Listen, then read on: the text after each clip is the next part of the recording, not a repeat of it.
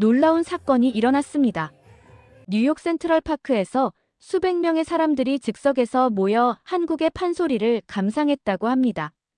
더 놀라운 것은 그 연주자가 미국인 첼리스트였다는 점입니다. 판소리와 첼로의 만남이라니 어떻게 이런 일이 가능했을까요? 한 유명 음악 평론가는 이 공연은 동서양 음악의 경계를 완전히 허물었다라고 극찬했습니다. 미국 전역에서 이 영상이 화제가 되었고 많은 이들이 감동의 눈물을 흘렸다고 합니다. 대체 무슨 일이 있었던 걸까요? 지금부터 그 이야기를 들려드리겠습니다. 안녕하세요. 저는 줄리어드 음악학교 졸업생이자 뉴욕 필하모닉 오케스트라의 첼리스트 샘 윌슨입니다. 저는 언제나 서양 클래식만이 진정한 예술이라고 믿어왔습니다. 바흐, 베토벤, 차이콥스키. 진정한 음악은 서양에서만 탄생한다고 생각했습니다. 제 인생은 항상 음악으로 가득 차 있었습니다. 5살 때부터 첼로를 시작했고 12살에 줄리어드 예비학교에 입학했으며 18살에 전액 장학금으로 줄리어드 본과에 진학했죠. 제 인생의 모든 순간은 서양 클래식 음악과 함께였습니다. 사실 아시아 음악에 대해서는 큰 관심이 없었습니다. 특히 한국 음악, 정말 들어본 적도 없었고 알고 싶지도 않았습니다. 그런 이상한 소리를 어떻게 음악이라고 부를 수 있지? 저는 종종 아시아 출신 동료들에게 이렇게 말했습니다. 너희 나라 음악은 듣기 불편해. 서양 클래식이 얼마나 세련되고 깊이 있는지 알게 되면 다시는 그런 음악으로 돌아가지 않을 거야. 친구들은 제 오만함에 상처받았겠지만 저는 그저 진실을 말한다고 생각했습니다. 물론 그 사건이 일어나기 전까지는요. 저는 줄리어드에서 함께 공부했던 한국인 친구 지민에게 특히 무례했던 것 같습니다. 지민은 종종 한국 전통 음악에 대해 이야기하려 했지만 저는 항상 대화를 다른 곳으로 돌렸습니다. 지민, 내가 왜 그런 원시적인 음악에 집착하는지 모르겠어. 베토벤이나 더 연습해. 한 번은 지민이 학교 다문화 음악 축제에서 한국 음악을 연주하려 할 때 저는 공개적으로 비웃었습니다. 고막이 찢어질 것 같아. 그걸 음악이라고 부르다니. 지민의 눈에 맺힌 상처를 보았지만 그때는 개의치 않았습니다. 서양 클래식만이 진정한 음악이라는 제 믿음이 너무 강했거든요. 제 교만함은 줄리어드를 졸업하고 뉴욕 필하모닉에 입단한 후에도 계속되었습니다. 저는 종종 동료 음악가들에게 서양 클래식 음악만이 수세기에 걸쳐 검증된 진정한 예술이라고 주장했습니다. 다른 문화의 음악은 그저 민속적 가치만 있을 뿐 예술적 깊이는 없어. 그들이 반박할 때마다 저는 더욱 고집스럽게 제 주장을 펼쳤습니다. 베토벤의 후기 현악 사중주와 비교할 수 있는 음악이 세계 어디에 있어? 바흐의 첼로 모음곡만큼 완벽한 구조를 가진 음악이 또 어디 있어? 저는 제 좁은 세계관 속에 갇혀 있었습니다. 그날도 평소처럼 센트럴파크에서 바흐의 첼로 모음곡을 연습하고 있었습니다. 일요일 오후, 공원은 여유를 즐기는 뉴요커들로 가득했습니다. 저는 자주 이곳에서 연습했습니다. 신선한 공기를 마시며 연주하는 것이 좋았고, 지나가는 사람들의 감탄하는 표정을 보는 것도 즐거웠습니다. 첼로는 제 인생 그 자체였습니다. 박자와 음의 완벽한 조화, 수세기 동안 이어져 온 전통. 그것이 진정한 음악이라고 믿었습니다. 제3번 모음곡의 사라방들을 연주하고 있을 때 한 한국인 노부인이 다가왔습니다. 정말 아름다운 연주예요. 조금 들어도 될까요? 노부인은 정중하게 물었습니다. 저는 미소 지으며 고개를 끄덕였습니다. 관객이 더 많을수록 좋았으니까요. 노부인은 조용히 제 연주를 감상했습니다. 사라방드가 끝나자 그녀는 박수를 쳤습니다. 바흐의 음악은 정말 깊이가 있네요. 마치 우리 판소리처럼요. 그 말에 저는 연주를 멈추었습니다. 판소리요? 그게 뭔가요? 그녀는 눈을 빛내며 설명했습니다. 한국의 전통음악이에요. 한 명의 소리꾼이 고수의 북 반주에 맞춰 이야기를 노래하는 거죠. 수백 년의 역사를 가진 우리의 보물입니다. 저는 공손하게 고개를 끄덕였지만 속으로는 그게 어떻게 바흐와 비교될 수 있지? 라고 생각했습니다. 혹시 한국 판소리도 들어보셨나요? 노부인이 물었습니다. 순간 짜증이 밀려왔습니다. 또 누군가 제게 이상한 음악을 권하려 하는군요. 죄송합니다만 저는 진정한 음악만 연주합니다. 제 목소리에는 무례함이 묻어 있었습니다. 노부인은 잠시 저를 바라보더니 미소를 지었습니다. 음악에는 국경이 없답니다, 젊은이. 언젠가 이해하게 될 거예요. 그녀는 조용히 일어나 떠났습니다. 저는 어깨를 으쓱하고 다시 연주를 시작했습니다. 하지만 그녀의 말이 귓가에 맴돌았습니다. 음악에는 국경이 없다. 무슨 의미였을까요? 그녀가 떠난 후에도 그 말이 머릿속에 맴돌았습니다. 음악에는 국경이 없다. 무슨 의미였을까요? 하지만 곧 잊어버리고 연습에 집중했습니다. 그날 저녁, 집으로 돌아가는 길에 지하철에서 우연히 지민을 만났습니다. 줄리어드 시절 이후 거의 보지 못했던 친구였습니다. 샘, 오랜만이네. 어떻게 지냈어? 지민은 여전히 친절했습니다. 제가 그동안 얼마나 무례했는지를 생각하면 놀라운 일이었죠. 우리는 잠시 근황을 나누었습니다. 지민은 이제 뉴욕의 한국문화원에서 일하고 있었습니다. 이번 주말에 특별한 공연이 있어. 한국에서 유명한 판소리 명창이 오시거든. 혹시 관심 있니? 마치 운명의 장난처럼 그날 오전에 공원에서 만난 노부인이 언급했던 바로 그 판소리였습니다. 저는 망설였습니다. 사실 전혀 관심이 없었지만 지민의 기대에 찬 눈빛을 무시하기 어려웠습니다. 어떤 공연인데? 지민은 흥분한 목소리로 설명했습니다. 이정님 명창의 심청가 공연이야. 그녀는 한국에서 국가지정 무형문화재 보유자야. 평생 판소리만 연구한 대가지. 저는 여전히 회의적이었습니다. 하지만 지민, 그런 음악이 과연 서양 클래식의 깊이와 복잡성을 가질 수 있을까? 지민은 잠시 침묵했다가 부드럽게 말했습니다. 직접 들어보면 알게 될 거야. 열린 마음만 있다면.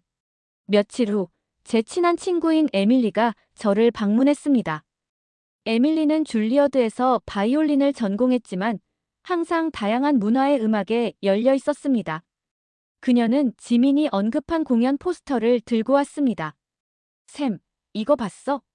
한국의 전통 판소리 명창이 뉴욕에 왔어. 꼭 같이 가자. 저는 의아했습니다. 너도 이 공연에 대해 알아? 에밀리는 웃었습니다. 물론이지. 음악계에서는 큰 화제야. 이정님은 세계적으로 유명한 명창이거든. 그녀의 뉴욕 공연을 보려고 다른 도시에서도 사람들이 온대. 그제서야 저는 이 공연이 단순한 문화 행사가 아니라는 것을 깨달았습니다. 하지만 여전히 저는 거절했습니다. 에밀리, 난 그런 음악에 관심 없어. 오늘 밤엔 말러 교향곡 연습이 있어. 에밀리는 한숨을 쉬었습니다. 샘, 넌 정말 고집이 세구나. 언제까지 그렇게 편협하게 살 거니? 그 말에 기분이 상했습니다. 저는 편협한 사람이 아니었습니다. 그저 좋은 음악과 나쁜 음악을 구별할 줄 아는 사람이었을 뿐입니다. 나는 편협한 게 아니야. 그냥 질 높은 음악을 선호할 뿐이야. 에밀리는 고개를 절레절레 흔들었습니다. 샘, 넌 들어보지도 않고 판단하고 있어. 그게 바로 편협함의 정의야. 에밀리가 떠난 후 저는 창가에 서서 뉴욕의 스카이라인을 바라보았습니다. 그녀의 말이 계속 신경 쓰였습니다. 정말 제가 편협한 걸까요? 모든 음악가는 열린 마음을 가져야 한다고 배웠습니다. 하지만 저는 아시아 음악에 대해 아무것도 모르면서 무시해왔습니다. 공원에서 만난 노부인, 오랜 친구 지민, 그리고 에밀리. 그들 모두 제게 같은 메시지를 전하고 있었습니다. 결국 그날 저녁 말러 교향곡 연습을 취소하고 한국문화원으로 향했습니다. 단 한 번만 가서 얼마나 형편없는지 확인하고 다시는 이런 이야기가 나오지 않게 하자라고 생각했습니다. 한국문화원에 도착했을 때 이미 많은 사람들로 붐비고 있었습니다. 미국인뿐만 아니라 다양한 인종의 사람들이 모여 있었습니다. 이렇게 많은 사람들이 정말 아시아 음악을 들으러 온 건가? 의아했습니다. 로비에서 지민을 만났습니다. 그녀는 제가 정말로 왔다는 사실에 놀라워했습니다. 샘, 정말 왔구나. 믿을 수 없어. 저는 어색하게 웃었습니다. 그냥 호기심이 생겨서. 지민은 밝게 웃으며 저를 객석으로 안내했습니다. 오늘 공연은 특별할 거야. 이정님은 특히 심청가 중 심청이 인당수에 빠지는 장면을 아름답게 표현하시거든. 자리에 앉아 시계를 흘끔 바라봤습니다. 빨리 끝나기만을 바랐죠. 주변을 둘러보니 정장을 차려입은 평론가들, 음악학자들, 그리고 일반 관객들로 가득했습니다. 모두 기대에 찬 표정이었습니다. 내가 뭔가 놓치고 있는 걸까? 조명이 어두워지고 무대에 한 여성이 등장했습니다. 이정님이라는 판소리 명창이었습니다. 그녀는 화려한 한복을 입고 있었고 손에는 부채를 들고 있었습니다. 무대 한쪽에는 북을 치는 고수가 앉아 있었습니다. 이게 전부인가? 악기도 제대로 없잖아. 라고 생각했습니다. 공연이 시작되기 전 이정님은 영어로 간단히 판소리에 대해 설명했습니다. 판소리는 한국의 전통 서사 음악입니다. 한 명의 소리꾼이 5가지 이야기 중 하나를 노래와 이야기로 풀어내는 예술이지요. 오늘은 심청가의 일부를 들려드리겠습니다. 이 이야기는 맹인 아버지를 위해 자신을 희생하는 심청이라는 소녀의 이야기입니다. 저는 팔짱을 끼고 앉아 있었습니다. 한 사람이 몇 시간 동안 노래한다고? 지루하겠는걸. 그리고 이정님이 첫 소리를 내기 시작했습니다. 처음에는 무관심하게 앉아 있었습니다. 하지만 그녀의 목소리가 공간을 채우기 시작했을 때 뭔가 달랐습니다.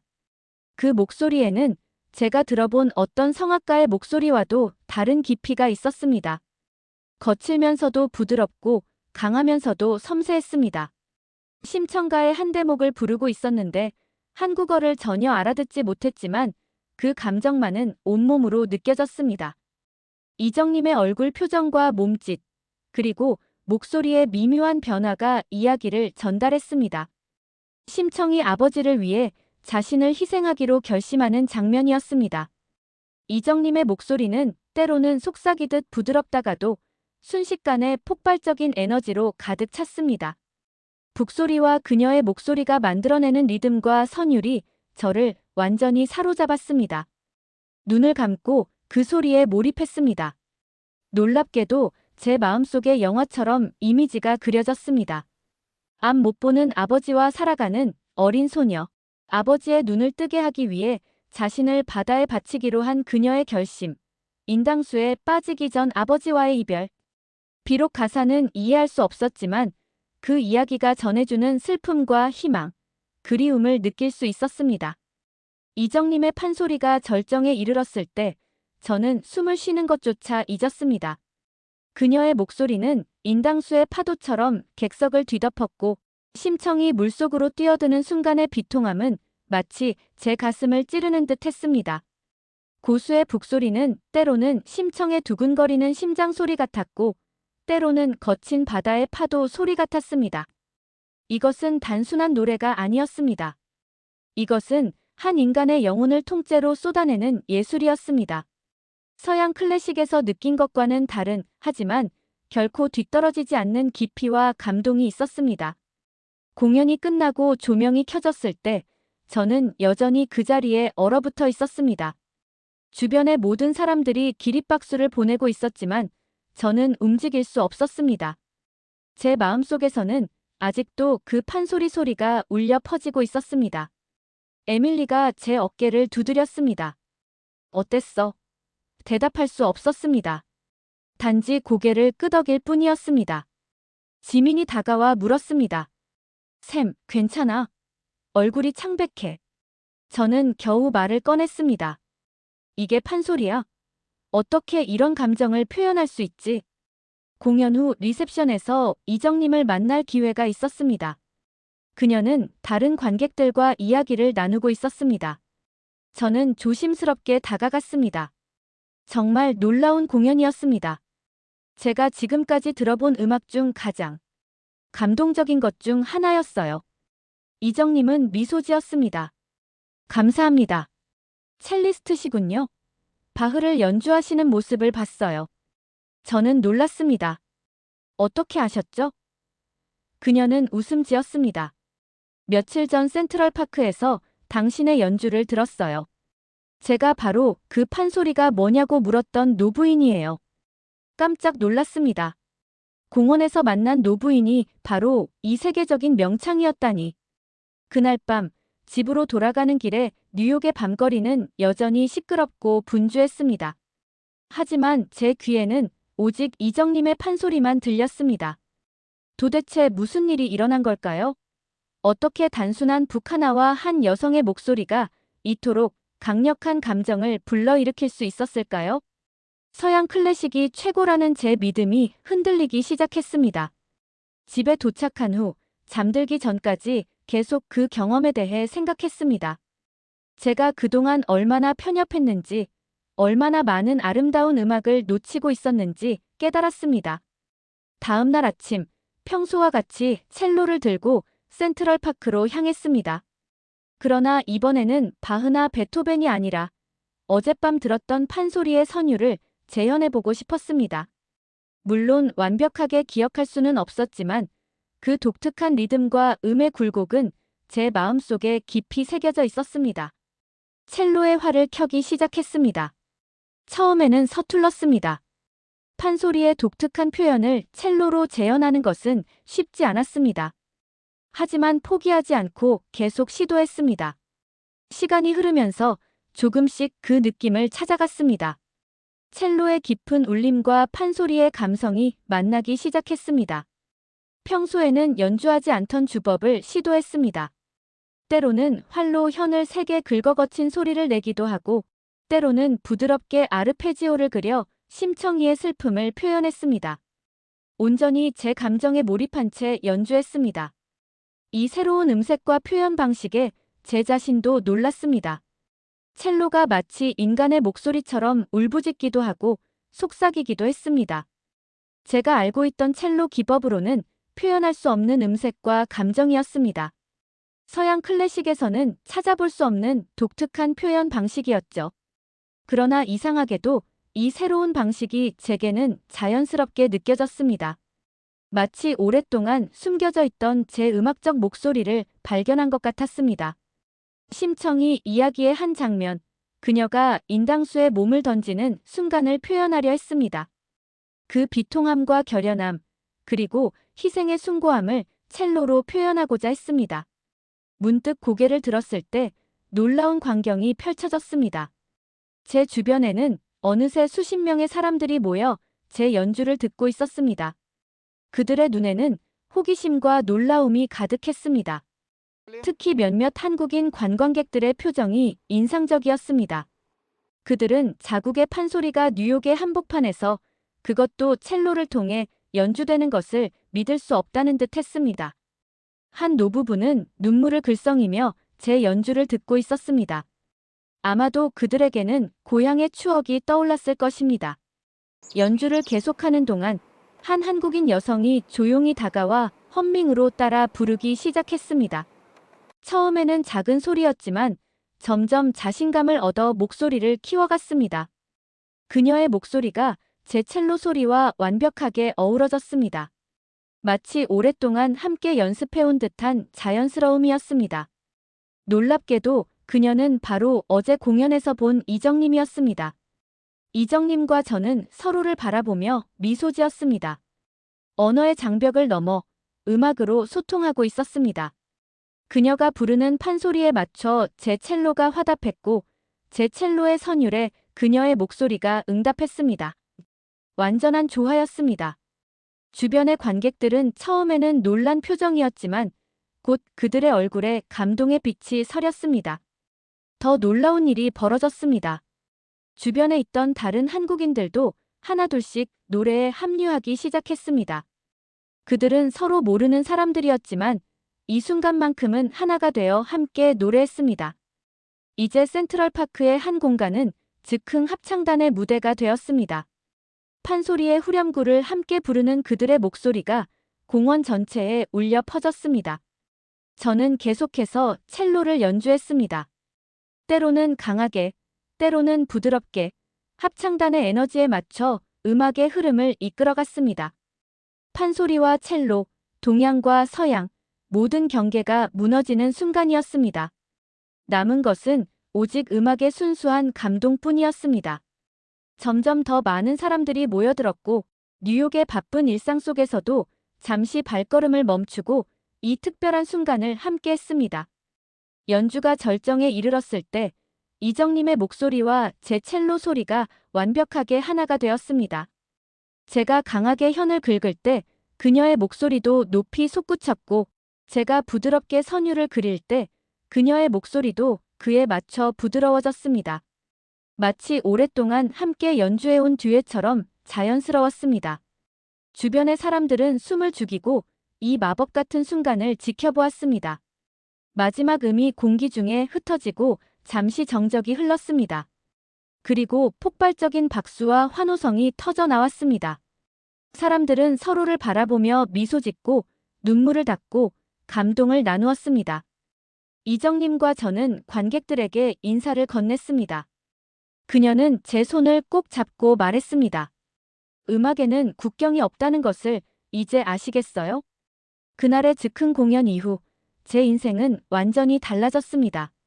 더 이상 서양 클래식만이 최고라고 생각하지 않게 되었습니다. 모든 음악에는 그 나름의 깊이와 아름다움이 있다는 것을 깨달았습니다. 저는 한국문화원을 찾아가 판소리를 배우기 시작했고, 첼로와 판소리를 결합한 새로운 형태의 음악을 창조하기 위해 노력했습니다. 이정님과의 만남은 우연이 아니었습니다. 그녀와 저는 정기적으로 만나 음악을 교류했고, 함께 공연을 기획하기 시작했습니다. 첼로와 판소리의 만남, 동양과 서양의 융합이라는 주제로 뉴욕 곳곳에서 공연을 열었습니다. 사람들의 반응은 놀라웠습니다. 그들은 이 새로운 형태의 음악에 열광했고, 우리의 공연은 항상 매진되었습니다. 한 달 후, 저는 용기를 내어 한국을 방문하기로 결정했습니다. 이정님의 고향인 전주에서 첫 공연을 열었고, 그곳에서 더 깊이 판소리를 배우고 한국 문화를 이해하게 되었습니다. 한국인들은 제가 그들의 전통 음악에 보여준 관심과 존중에 감동했고, 저는 그들의 따뜻한 환대에 압도되었습니다. 뉴욕으로 돌아온 후 저는 제 음악 방향을 완전히 바꾸었습니다. 이제 저는 줄리어드에서 학생들에게 세계 음악의 다양성과 아름다움을 가르치고 있습니다. 첼로라는 서양 악기로 동양의 음악을 표현하는 방법, 그리고 그 반대의 경우도 탐구하고 있습니다. 음악적 경계를 허무는 일은 단순히 다양한 장르를 연주하는 것 이상의 의미가 있습니다. 그것은 제 내면의 경계를 허무는 과정이기도 했습니다. 오늘날 저는 매일 아침 연습을 시작하기 전에 판소리의 한 대목을 부르고 그 느낌을 첼로로 재현합니다. 이제 제게 음악은 국가나 문화의 경계를 넘어선 보편적인 언어입니다. 그리고 그 언어를 통해 저는 더 많은 사람들과 소통하고 더 깊은 감정을 표현할 수 있게 되었습니다. 얼마 전 제 센트럴파크 즉흥 연주 영상이 소셜미디어에서 화제가 되었습니다. 수백만 명의 사람들이 그 영상을 보고 감동을 받았다고 합니다. 저는 이제 매주 일요일마다 센트럴파크에서 무료 공연을 엽니다. 첼로와 판소리의 만남, 서양과 동양의 대화라는 주제로요. 그리고 항상 공연은 관객들의 즉흥 참여로 더욱 풍성해집니다. 이제 저는 진정한 의미의 음악가가 되었다고 생각합니다. 모든 음악에 열린 마음으로 접근하고 그 안에서 아름다움을 발견하는 사람. 판소리를 통해 제가 배운 가장 큰 교훈은 음악에는 정말로 국경이 없다는 것입니다. 그리고 우리가 해야 할 일은 그저 열린 마음으로 들어주는 것뿐입니다. 음악은 결국 마음을 움직이는 것이니까요.